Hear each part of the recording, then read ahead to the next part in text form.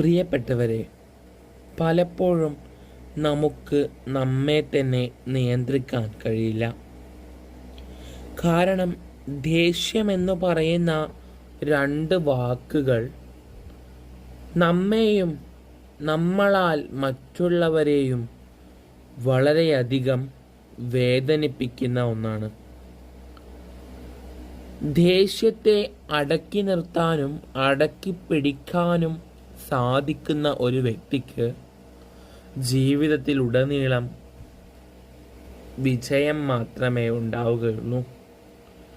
എല്ലാം മനുഷ്യനാകുമ്പോൾ ഉണ്ടാകും, പക്ഷേ നിയന്ത്രിക്കാനുള്ള കഴിവ് അത് എല്ലാവർക്കും ഉണ്ടാകില്ല.